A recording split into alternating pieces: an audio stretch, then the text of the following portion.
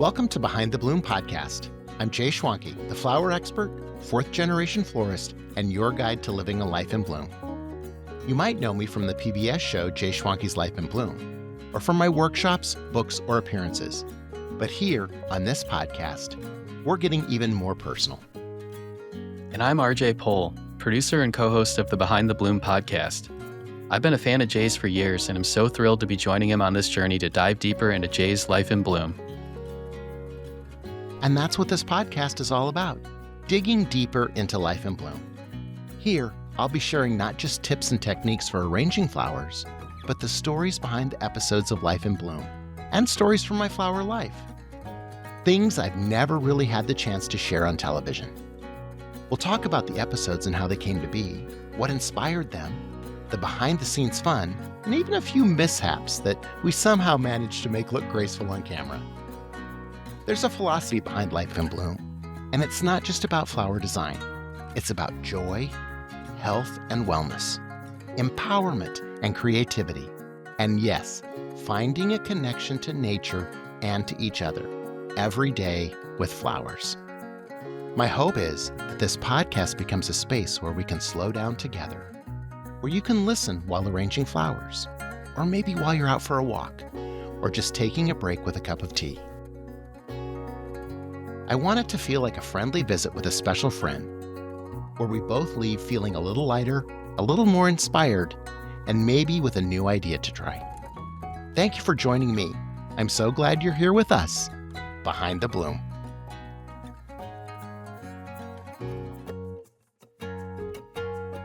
This week on Behind the Bloom podcast, we're revisiting Life in Bloom episode 102, Protea Long-Term Beauty. And I have to say, it's still one of my favorites. This episode is all about one of the most fascinating flowers on the planet, the Protea. I'll be sharing what this flower means to me and why it's truly unlike any other. Prehistoric, unique, and dating back 300 million years, Protea are living history in bloom. Nature never ceases to amaze me. We'll go behind the scenes of my visit to Resendiz Brothers Protea Farm in Fallbrook, California. I'll share what it was like to film on location there, the excitement of seeing the fields in bloom, and how I first connected with Mel Resendiz and his extraordinary farm. It was a shoot full of inspiration. I also teamed up with my friend and artist, Jennifer Ackerman Haywood, for some Protea block printing. And yes, I had a little mishap with the printing press. We had a lot of laughs along the way. And of course, there's a flower crown segment. Jennifer and I both got crowned, and let's just say things got a little playful. The high five at the end is still one of my favorite moments.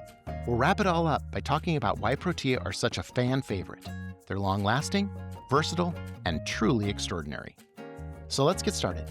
Join me as we step back into Life in Bloom, Season 1, Episode 102, Protea Long-Term Beauty.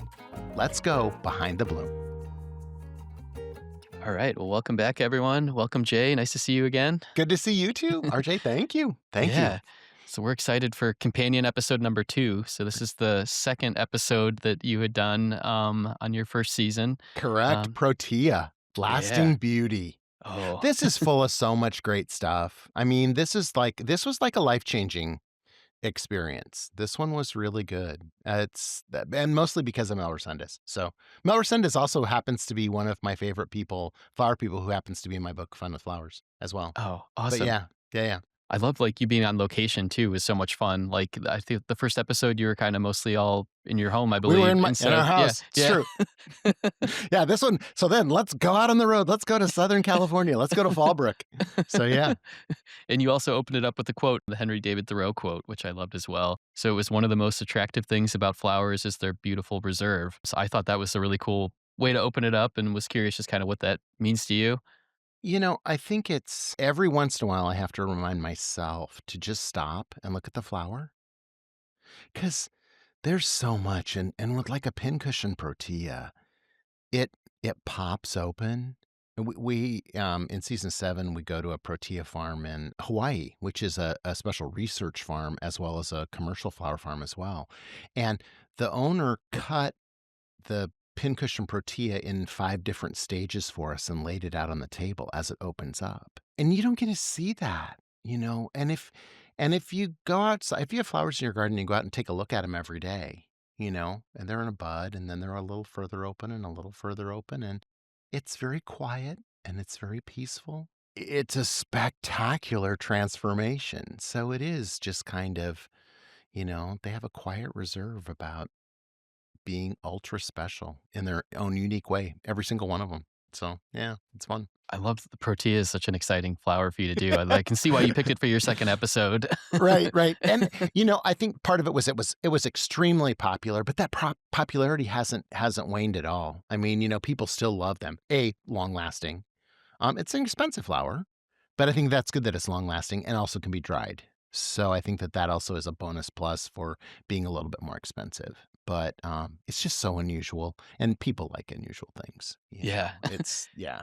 And they're prehistoric, or they look prehistoric. Yeah, they are both. It is Both. all of the above. Yeah, all of the above. And I think, I think now there's such a fascination with dinosaurs. And knowing that there were protea of some sort growing next to those dinosaurs, they probably were eating them, and the birds were pollinating them. Or maybe little dinosaurs were pollinating them. I like the premise that maybe dinosaurs had feathers. Yes. I like thinking about them as like a big chicken. That would be great. That'd be awesome. There's some truth to that. Yeah. So Yeah. I'm like, so I think that they've been around for such a long time, and we have obviously had our hand in making different types uh of varieties of them, and having, breeding them and crossing them. That's a big thing that Mel does at his farm, makes his own varieties. But I think that, the serrated edges of the leaves are, and like on a Banksia protea, they look like they've been cut with a pinking shears, but they're sharp. So it's protection for the plant too. Probably against dinosaurs eating them, So I mean, that could be something that could be, that could very well be. So they've been around. 300 million years is what they say. Wow, that's crazy. Yeah. And so how did you get hooked up with Mel then?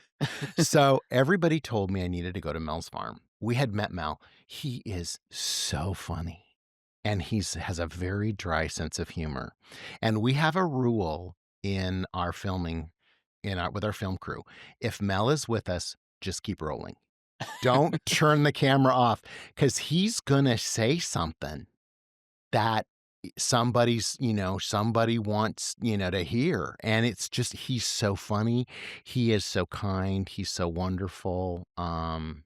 He's a great man, and his dedication to Protea is really phenomenal as well. So when we called, they said, you need to go see him. You need to go see him in Fallbrook. It's an incredible property. You're really going to be blown away. And we are used to seeing flat flower farms. That's, it's the way to do it, because you want water, you want irrigation, you want to do all that stuff. You want to be able to harvest.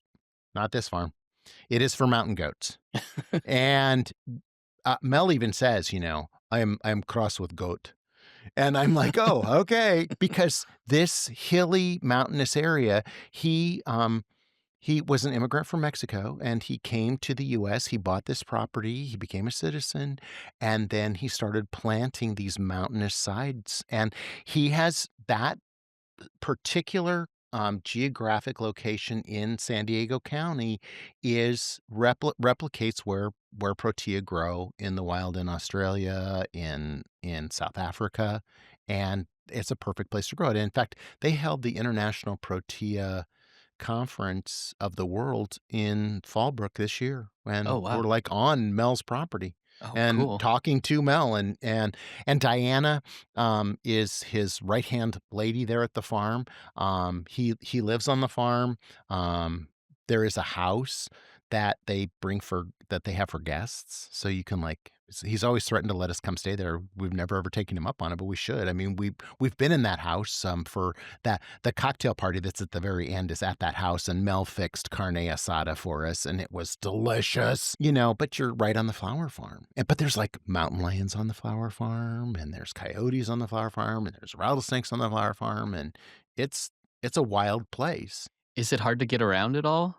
Yes. So Mel and on his little bobcat carved all of the roads on this property. there are switchback roads where Mel put a boulder, so when you're in his truck with him driving down, he backs up into the boulder and then he knows he can go forward.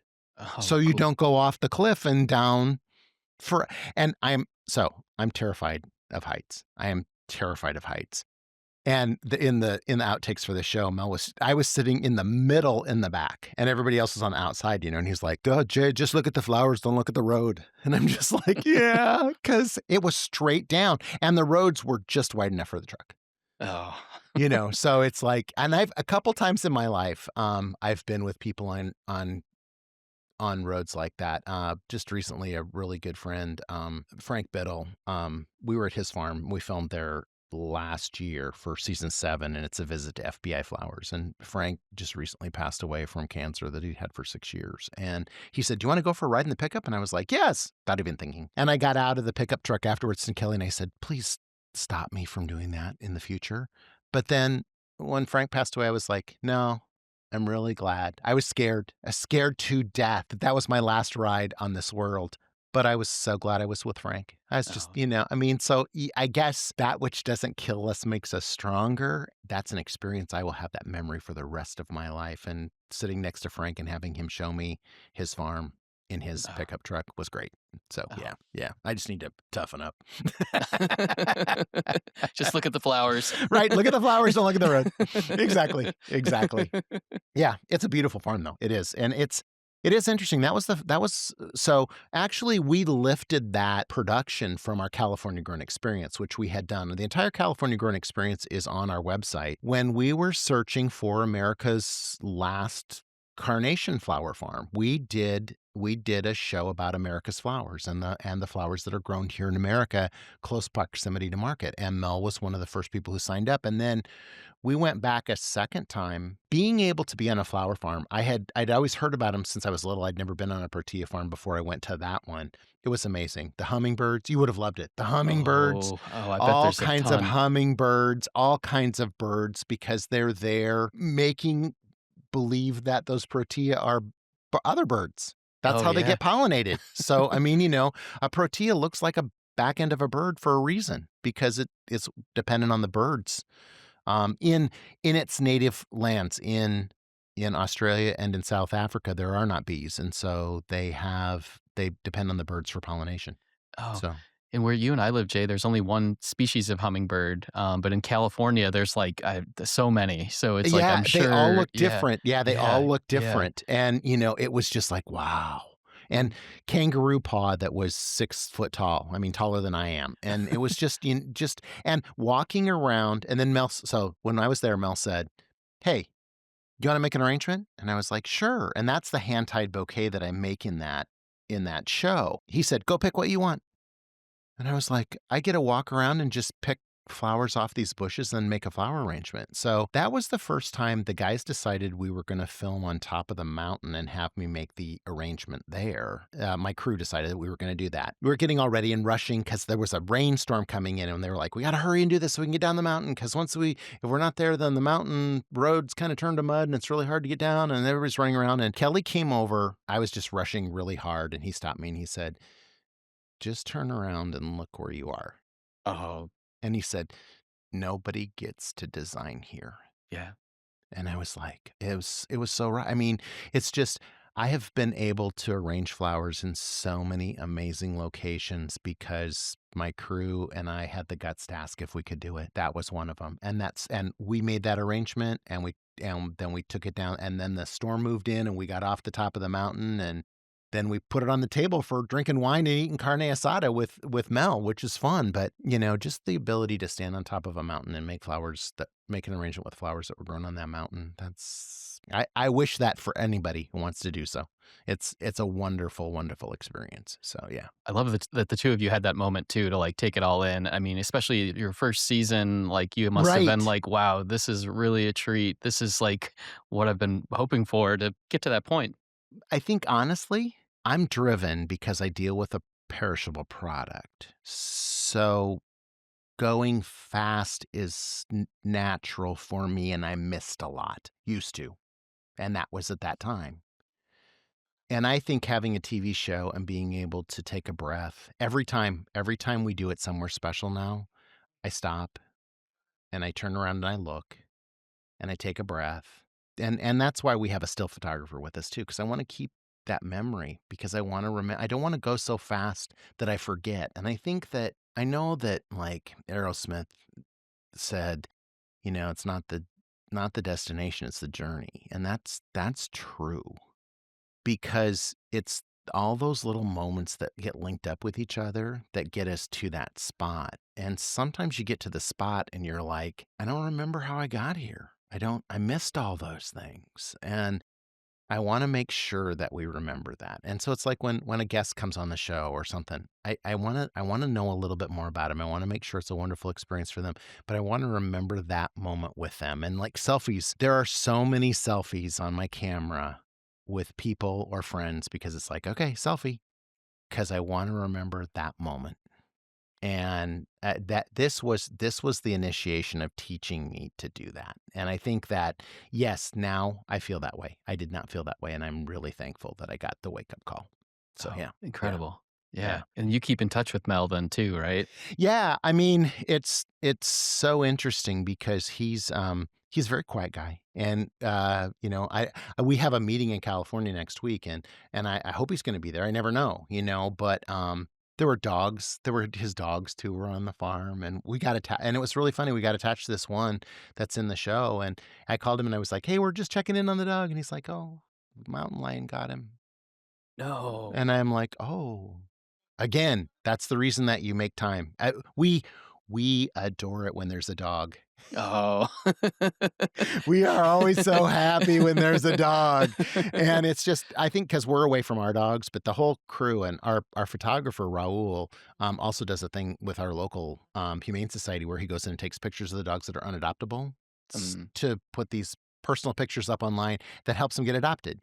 And so that's also like a personal thing. And so Oh. I think that we always want to make sure that if there's dogs, cats, animals of any kind, we're always animals. All right, yes. So yeah, I'm the one who will drag animals. People say don't do children or animals. I will always do children and animals. Sorry, that's always gonna happen. I can't wait to talk about your dogs at some point, Jay.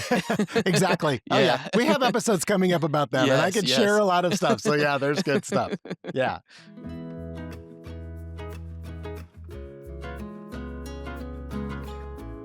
Support the joy of flowers. The Life in Bloom Foundation is a 501c3 nonprofit dedicated to flower education and inspiring a love of flowers in everyone. The foundation helps fund the production of Jay Schwanke's Life in Bloom on public television, making it possible for viewers across the country to enjoy the beauty and benefits of flowers. The foundation also provides free flower education to high schools, colleges, and floriculture programs through ubloom.com, helping students and future florists bloom in their own careers. Your donation in any amount makes a difference. Plus, all contributions are 100% tax deductible. If you'd like to help us continue sharing the power of flowers, visit the lifeinbloomfoundation.org to donate today. Thank you for your support. So on this episode too, you did the Crafts in Bloom where you had Jennifer Ackerman Haywood. Yes. Oh That my was a lot of God. fun. So she is one of the funniest human beings I've ever met. I love her. She has a magazine called Craft Sanity. She's a crafter. She is an advocate. She is a activist. She has sweet kids, good daughters who are fully grown now, I'm sure.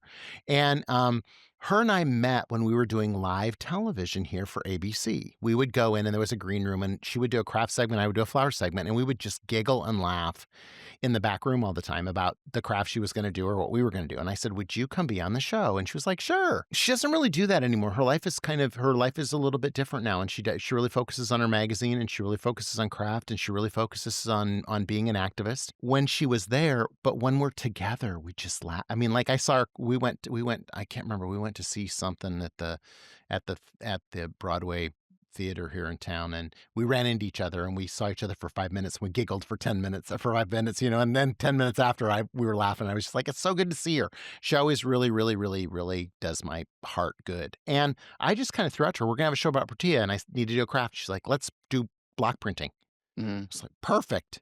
And so she came up with that whole thing and brought that crazy printing machine in. We were just, and it was funny because it was like, you're new with it. And she's like, who lives where? I mean, who do I look at? What's going on over there? What is he doing over there? I can't get over there by you. And she was watching Kel and talking to Kel too. And, and it was really, really fun. And then I broke the machine. So she was like, now don't turn it past this point. And then I did. And then she's like, okay, now we got to do it all over again. And I'm like, oh, good. Great, Jay broke, and she's like, we didn't break it, but we do have to start all over again. And I was like, okay, we have to start all over again. You were steering it like a boat.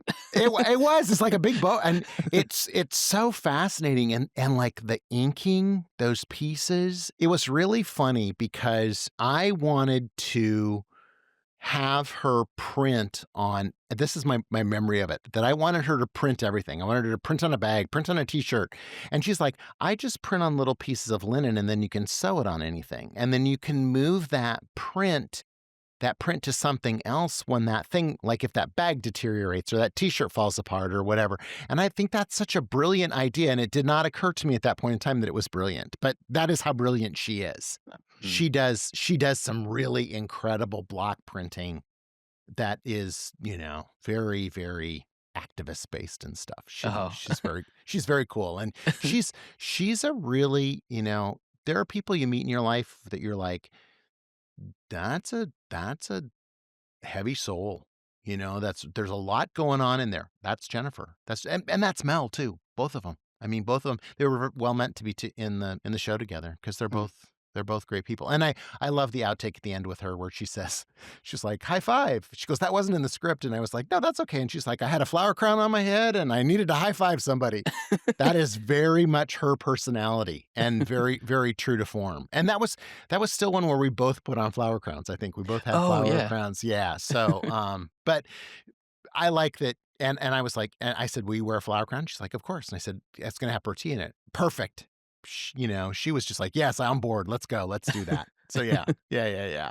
I loved you both also leaned into kind of like imperfection is okay with like the block printing as well. It was like, that was such a good, like, I feel like metaphor for kind of like life and also kind of all of this. Like, it's more about the experience doing it and kind of getting the result and seeing how it looks rather than having this thing like look perfect, which I thought was kind of a cool thing. That I just think that's part of crafting. I think that you're putting your soul out there, and I don't know, people tell me I'm an influencer. I don't know, but there's too much perfection. There's, and it was funny. I did a thing for Disney one time for influencers, and we were all in this room together, and I was teaching them how to make a flower crown. And then they were going to wear them out in the park, and they were all in there, and some of these influencers had like 7 people with them. Oh, wow. And I was just like, oh my God. And they were taking pictures in the room and taking pictures of their flower crowns and everything. And I was just kind of looking at them. I thought, that's going to be interesting. Well, then when I looked at it later online, they'd eliminated everybody else in the room with their, with their Photoshop or whatever, and I was just kind of like, wow, this is all really kind of strange a little bit, that you get to make this thing perfect and it wasn't, and I just think that and when people always say to me, you make the arrangements look so easy. I have had tons of practice. There are happy mistakes every single time. There are things that I just work with and I pull stuff out and and we're kind of true to form on that is, we try and leave that in when I change the place of a flower or move something around or recut it a second time. Because I don't want people to think that it's instantaneous. It's something that you learn. Most of all, most important rule in everything is that you need to make yourself impressed with what you did. As long as you are happy, it does not matter what anyone thinks. And I have people sometimes who are like, give me a harsh critique. I'm not that guy. I'm not going to give you a harsh critique. I'm going to ask you what you think of what you did. And if you tell me, I'm not really happy with it, I'm going to say, okay, why? Tell me why you're not happy with it, and let's change that. Because what's important to me isn't important. What's important to you is important. And that's what people need to remember. And Jennifer embodies that. Her magazine, Craft Sanity, is incredible because she's always trying something. And, she said, it took me a while to get around to having this be, the way I wanted it. But I tried it a bunch, and that's good. So, yeah. Oh, she seemed like so much fun. She is. She is a whole lot of fun. And I keep trying to get her back on the show. I want her back on the show again. I want to do more things with her because she makes my heart really happy when she's around. So, yeah, she's a good girl. So you also had the Protea centerpiece that you made in this one that was so cool with the Protea in the cylinder vases. Isn't Yeah. that Yeah, was I love okay? that. Lifted it off of an Instagram. Oh, okay. I saw it and I thought, this is really cool. Whoever thought of this is brilliant. Yeah. And that flowers float. So that's a thing. They float. And so stacking them in that thing and then putting that weighted candle on top kept everybody below the water. And it looked so great and it was really easy. I mean, and you could do it with roses, you could do it with hydrangeas, you could do it with zinnias, for heaven's sakes. You could do it with anything. I mean, you could stack stuff, and I think that's a great idea. And remember though, whenever you put flowers underwater, they're only going to last about 18 to 20 hours. When they're completely submerged, that part of the flower was never meant to be underwater. And they degrade very quickly because they're much more fragile than the stem. And so they degrade fast. And so that's just the important thing to remember. But yeah, it was a great, it really looked good. That's our dining room table too. That's the Oh, dining room cool. table right off our kitchen. So yeah, that's where it And something is. about the fire and the water and the flowers, it's all just like Right. very Yeah. yeah, the Yeah, yeah. colors. It's like, "Oh, this is really cool." Easy to do too. The other thing that's funny is there's a segment in this show that I think about all the time. So Mel sent me those Protea for my filming. And I said, will you label them so that I know what they're named? Because I don't know the names of those guys. And no one does, because many of them are Mel's named Oh, varieties. So there's this vase, and I'm making a vase of Protea. I think it's during the featured flower. They all have a white tag on the stem. And you can see them. And everybody's like, should we take those white tags off? And I was like, no, because if you take them off, I will not know the name. And someone will call and ask me what the name of that Protea is, and I won't know. So I left them on. And I just think that that's funny when we still to this day, when we watch that show, I'm just like, oh, there's the tags on those Protea because I didn't know what their names were. But yeah, all Mel brands, all Mel special Protea. So yeah, those are great. Yeah. so Mel also does the wreaths as well, and it sounds like so Proteas are great for drying, like, they dry I c Exactly. they're like the gift that Exactly. keeps on giving. They last forever, and then once they're done, you can dry them, and they keep turning into Yeah. something else. His, he commercially makes Resendiz Brothers Farms commercially makes these Protea wreaths, and they're just stunning. And Mel was the one who made the first one, and then now his crew makes them. But they were actually on the cover of Southern Living, and that was something that like blew Mel's fame off the charts. And it was right at the height of the American Grown movement, and his and they couldn't keep up. They could not keep up with how many calls they had for those guys, and it would make a great flower crown too, wouldn't it? I think that's. I mean, just saying that, but it'd be heavy. But we have had many in our home because he used to send them to us on occasion, and they dry. The only thing about them is, as they dry, you have to. They're all clipped in with a metal clip into the wreath. So as they dry, you have to tighten those clips up, or some of them will fall out. You can also, I think in a Christmas show on YouBloom, we did them dried and fresh, so we could show people how they dried. Oh, cool. So, and they were in a Christmas episode so that you could see what they would look like months later. And Oh, I think that that's really a cool thing, because that is the cool thing about Protea, is that they'll last forever, because especially the ones that look like birds. The mhm. ones that look like birds, that those feather-like ones really dry. Pincushions, not so much. Banksia Protea or the mink varieties or the king varieties will continue to look exactly like that. That's exactly what they look like. Cool, and I love the cocktail segment. You did the wine and cheese board with the charcuterie board, and Jay, I wanna say I love your arranging the charcuterie board. You have, like, the same precision as when you're arranging flowers, and I love that so much. It was like, watching you cut everything and put everything in Yeah. place. I was It's like, like, "Oh." this is where this goes. Yeah. Yeah, I'm very much like I I am love like it. that. In the kitchen when I cook, I'm not so much that way. But with the charcuterie board, it's like, okay, now the honey goes here and this goes here and that goes there. That it's a very interesting for the wine is called Protea, I and saw that that. that company creates wine bottles that can be cut off. So they're decorative on the outside and they don't have a label. So then you can cut them off. I am searching. I am searching for someone. I probably have over 150 wine bottles that are waiting to be cut off. Okay. Because I know I'm not that person. I'm not going to cut them off with like a wet saw, I understand. And I also need somebody who's going to smooth the edges so the edges are very clean and won't hurt you or anything like that. And I know that there's another tool that goes with that, but I haven't been able to find one. So if anybody knows who that is who wants to cut off like 150 wine bottles for me and make faces, I am up for that. Let me know. Yeah, Jay, you have a platform now where you can ask people for that. Somebody's going to listen and they're going to be like, I can do it. And I will be like, awesome. I mean, I have such beautiful wine bottles that I've saved over the years. And it's funny because we have a warehouse area that we keep everything. And Kel's always like, can we get rid of some of this stuff? And I'm like, well, not the wine bottles because I'm going to find somebody who's going to cut them off. So I need to find somebody who's going to cut them off or I'm going to have to get rid of them. So that's for sure. Yeah. Do you know what a protea means? Do you know what the meaning of the protea flower is? No, tell me. Don't despair or you smell nice. What is that? What? I know. Smelling nice or don't despair is the meaning of the protea. I think that's very funny. So I made this product many years ago for the John Henry Company. It's called the Floral Fan Deck. It doesn't exist anymore, and people are all mad about that because it was a wonderful product and it was my baby and it was great, and they decided to discontinue it. But people loved it. But it was 8 decks of cards that had cards in every color. And it showed the flowers that were available in that cover. And on the backside, it told all about them. Oh, cool. And so that was, so then I had to find the meaning of all of those flowers. Wow. And so I still have a huge box that has all the books I use for references.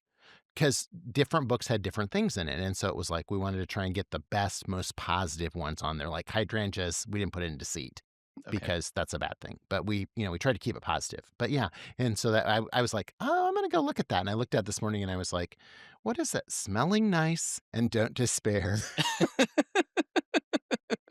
Okay, awesome. Great. Perfect. So yeah, so if you give your girlfriend a flower, a protea, it could be like, you smell nice. Here you go. Yeah. Don't despair. You smell nice. I'm gonna do that now. Exactly. Yeah. Exactly. After she comes back from the gym. Perfect. Well, Jay, this has been so much fun. This has been awesome. A great episode. Anything else on the protea around this episode you want to talk about? People love protea, and I think that's a really great thing. And I know that because Mel is all about American grown and things like that, I know that people can call his farm and request and see when he does tours. And he holds tours and dinners there sometime. And if you're in the Fallbrook area, call Resendiz Brothers and see if they're going to have one. They also used to have farm to vase dinners there, which was with the American Grow movement, and they would have it all decorated by somebody you could buy, and you could go with your friends and have dinner on the farm. That's a really cool thing to do. I mean, we're not as fortunate here in the Midwest. There's not as many flower farms, but like even little flower farms do that sometimes, is have a farm to table dinner there. So call. And see, or if you're going to be in the Fallbrook area, check and see. Maybe you could tour it. I don't know. I mean, I don't really know what his policy is, and I'm just shooting that off the cuff. But Mel is wonderful, and so is his farm. And Diana's incredible. She's an incredible photographer. You can follow him on Instagram. I'm sure it's Resendiz Brothers Farm or something like that. It's full of her photography, and it's just beautiful. So yeah, it's a great place to visit. It's a great place to see. So cool. Yeah.